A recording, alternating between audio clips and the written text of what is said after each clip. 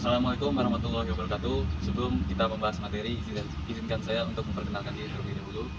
Perkenalkan, nama saya Hafiz Saban Fadil dengan NIM 102 022 500 175 dari kelas SI 49 GAB 0910 dari Prodi S1 Sistem Informasi Fakultas Rekayasa Industri. Pernah nggak sih kita melihat orang berdebat akibat berbeda keyakinan? Saya pernah melihat teman yang terlibat konflik akibat tidak seagama. Padahal Islam sendiri mengajarkan kita untuk menjadi rahmat bagi seluruh umat. Dari situ saya mulai berpikir, apa sih makna toleransi dalam Islam? Di masyarakat, di kampus, dan di dunia digital, kita hidup di dalam keberagaman. Tetapi justru perbedaan itu malah menimbulkan jarak, bukan kedekatan. Karena itu saya tertarik membahas makna toleransi dalam kehidupan beragama, supaya kita bisa melihat bagaimana Islam mengatur kehidupan harmonis antar umat. Islam menempatkan toleransi sebagai bagian dari akhlak mulia, bukan hanya sopan santun tapi bentuk nyata keimanan. Rasulullah SAW sendiri adalah bentuk penghormatan di dalam sebuah perbedaan. Oke, selanjutnya saya akan membahas Islam sebagai agama rahmatan lil alamin. Islam itu bukan hanya sekedar agama bagi umat muslim, tapi juga rahmat bagi seluruh umat. Salah satu contohnya itu adalah toleransi. Seperti menghormati perbedaan, menjaga perdamaian, serta menyebarkan kebaikan. Kalau misalnya nilai-nilai ini diterapkan di dalam lingkungan sehari-hari kita, maka dunia akan menjadi semakin lebih damai. Selanjutnya saya akan membahas tentang apa itu toleransi. Toleransi sendiri berarti menghargai ataupun menghormati perbedaan.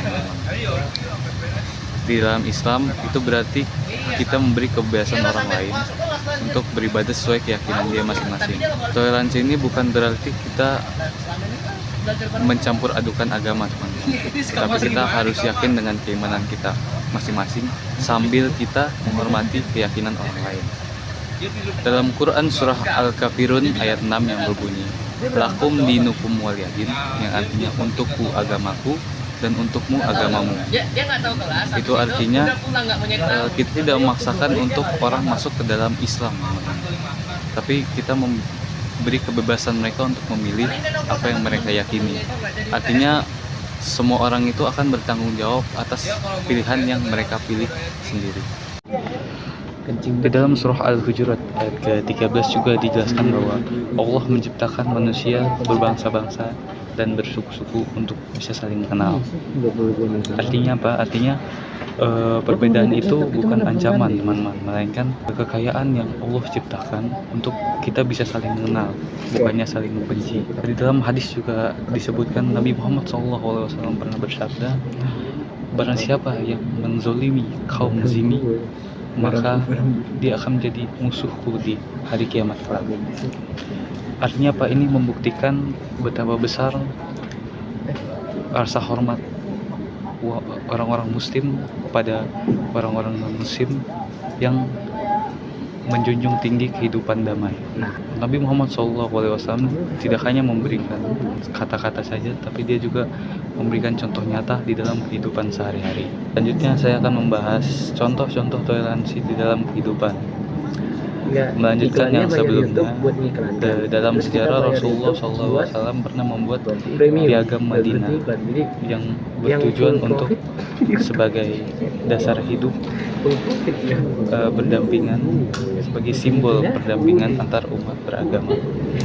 Selain itu beliau juga mengunjungi tetangga Yahudi ketika sedang sakit, serta menghormati tamu-tamu non-muslim.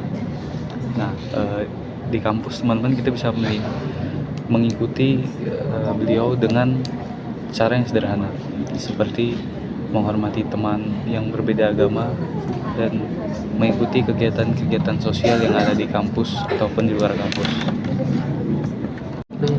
Oke, selanjutnya tantangan kita sekarang ada di dunia digital. Jangan sampai media sosial menjadi tempat kita menyebarkan kebencian-kebencian Gunakan teknologi ini untuk mempererat hubungan antara kita dan orang lain, bukan untuk memecah belah.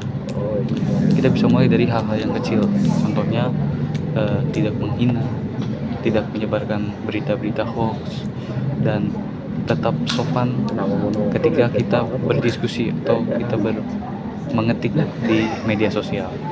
Baik, selanjutnya saya akan bahas hikmah dan manfaat dari toleransi. Dengan menerapkan toleransi, kita dapat memperkuat persatuan bangsa, menciptakan kedamaian sosial, serta menumbuhkan rasa empati. Toleransi merupakan wujud nyata dari akhlak seorang muslim, lembut dalam bertutur, luas dalam hati, serta damai dalam tindakan. Jadi toleransi ini bukan sekedar nilai sosial, tapi bentuk nyata dari keimanan kita. Ketika kita bisa menghormati yang namanya perbedaan, kita sedang menebarkan rahmat Allah kepada dunia. Kita bisa mulai dari diri sendiri, seperti saling menghormati, saling menghargai, serta menebarkan kebaikan di lingkungan sekitar kita. Karena Islam yang sejati adalah Islam yang membawa kedamaian bagi seluruh alam.